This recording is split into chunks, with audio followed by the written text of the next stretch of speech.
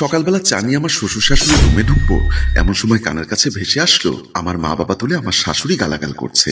সে কি বিশ্রী ভাষায় গালাগাল। কারণটা হলো যৌতুক। আমার বাবা 3 লক্ষ টাকা দেওয়ার কথা ছিল, কিন্তু 1 লক্ষ টাকা দিয়েছে, বাকি 2 লক্ষ টাকা দিতে পারেনি। সেজন্যই আমার শাশুড়ি এমন অকথ্য ভাষায় আমার বাবা মা তুলে গালাগালি করছে।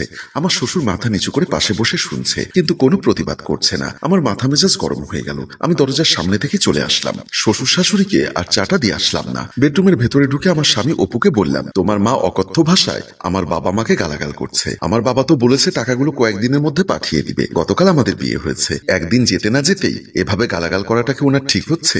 অপু বলল, আমি এখন মায়ের সাথে কি ঝগড়া করব? তোমার বাবাকে ফোন করে টাকাটা ভালোই ভালো দিয়ে যেতে বলো, বলে রুম থেকে বের হয়ে গেল।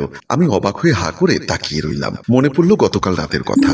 বাবা মায়ের জন্য মন খারাপ করছিল, তাই কান্না করছিলাম। আমাকে আদর করে বুকের সাথে জড়িয়ে ধরে কি না মিষ্টি মিষ্টি কথা। আমি মুহূর্তের মধ্যে তার কথার ফাঁদে পড়লাম। মনে হলো কমেডি শো চলছে আমাকে হাসানোর জন্য। কত রং ঢং আজ ছোট ছোট চুটকি বলতে লাগলো। আমি খিলখিল করে হেসে উঠলাম। আমার হাসি দেখে কামনার চোখে আমার দিকে তাকিয়ে আমাকে আদর করতে করতে জড়িয়ে ধরে শুয়ে পড়ল। আমি বুঝতে পারলাম গতকালকের মধুর কথাগুলোর মধ্যে অনেকটাই ভেজাল ছিল। আমি তো তার মায়ের সাথে ঝগড়া করতে বলিনি। আমি শুধু সান্ত্বনা পেতে আমার স্বামীকে কথাটি বলেছিলাম। ভাবতে ভাবতে বিছানায় বসে পড়লাম। সেদিন আর রুম থেকে বের হইনি। সন্ধ্যায় বারান্দায় দাঁড়িয়ে মনে মনে ভাবলাম, বাবাকে একটা কল দেই। মোবাইলটা সামনে তুলে কল দিতে যাব, এমন সময় আমার ননদি এসে পাশে দাঁড়িয়ে হুঙ্কার ছেড়ে বলল, আমার কানের দুলটা দেখতে পাচ্ছি না, তুমি কি আমার কানের দুল দেখেছো? আমি তোমার কানের দুল দেখবো কোথা থেকে? একদম মিথ্যা কথা বলবে না, তুমি আমার কানের দুল নিয়েছো। আমি অবাক হয়ে বললাম, তানিশা তুমি এসব কি বলছো? আমি তোমার কানের দুল কেন নিব? কেন নিবে বুঝতে পারছো না? আমার কানের দুল চুরি করে বিক্রি করে আমার মাকে টাকা দিতে চাইছো, এই ফন্দি করছো তাই তো? তুমি কি সব উল্টাপাল্টা কথা বলছো?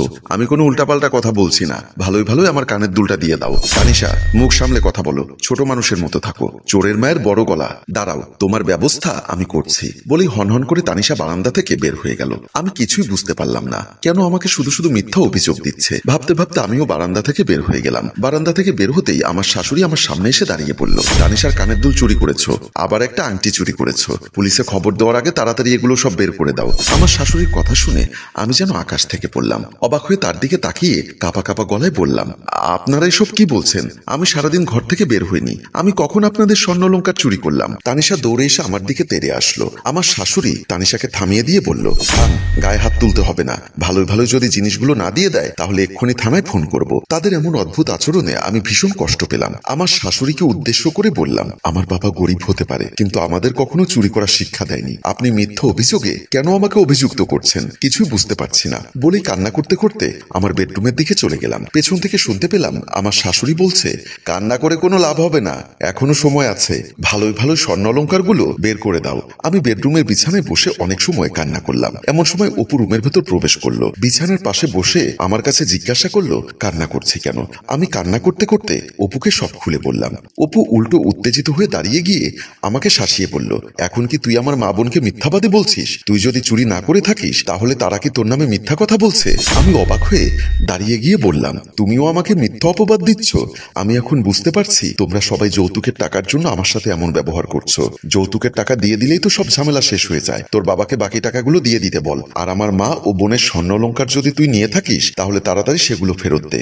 আমি তো বললাম তাদের স্বর্ণালংকার আমি নিইনি, তারা আমার নামে মিথ্যা অপবাদ দিচ্ছে, তারা আমাকে চোর বানাচ্ছে, তারা আমার বিরুদ্ধে ষড়যন্ত্র করছে, তারা মিথ্যাবাদী। কি বললি? আমার মা বোন মিথ্যাবাদী? তুই এত বড় কথা বলতে পারলি? বলেই উত্তেজিত হয়ে আমার গালে কষে চড় বসিয়ে দিল।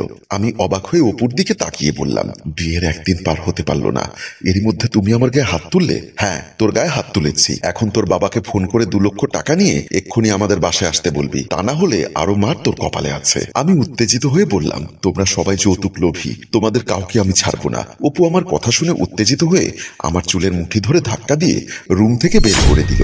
আমি রুমের বাইরে ফ্লোরে পড়ে গেলাম। আমার শাশুড়ি পাশে এসে দাঁড়িয়ে গালাগাল করতে লাগলো। আমি আস্তে আস্তে উঠে দাঁড়াতে যাব, আমার ননদি আবার আমাকে ধাক্কা দিয়ে ফ্লোরে ফেলে দিল। কপালে আঘাত পেয়ে আমি বুঝতে পারলাম আমার কপাল কেটে গেছে।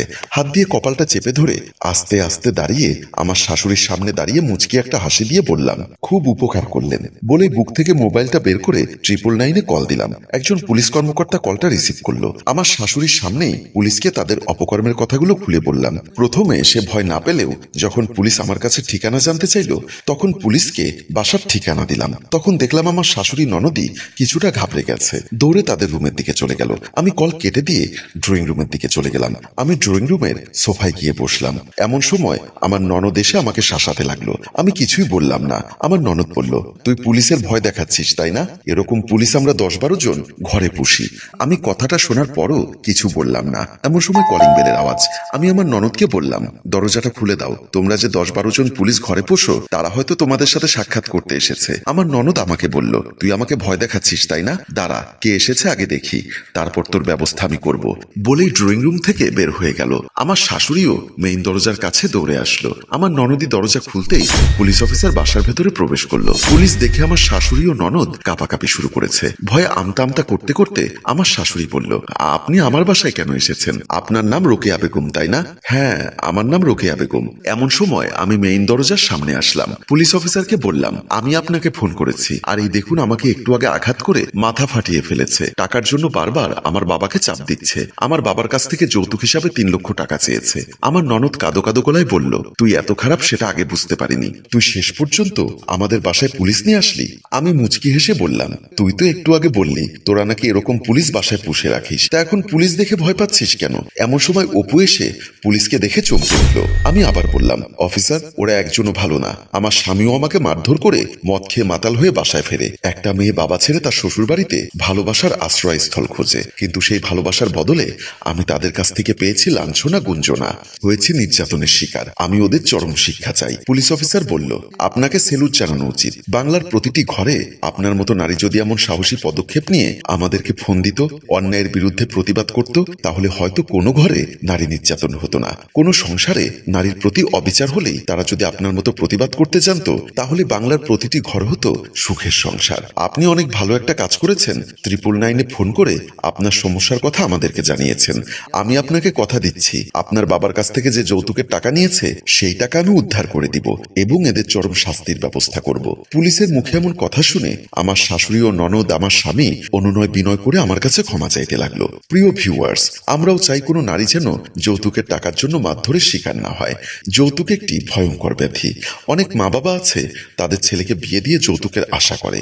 তাদের শিক্ষা দিতেই আমাদের এই শিক্ষণীয় গল্পটি। ভালো লাগলে লাইক, কমেন্ট ও শেয়ার করে আমাদের পাশেই থাকুন। গল্পটির রচনায় ফেরদৌস অপু, পরিচালনায় মোশাররফ হোসেন মৃদুল, চিত্রগ্রহণ ইফতি হুসাইন। ধন্যবাদ।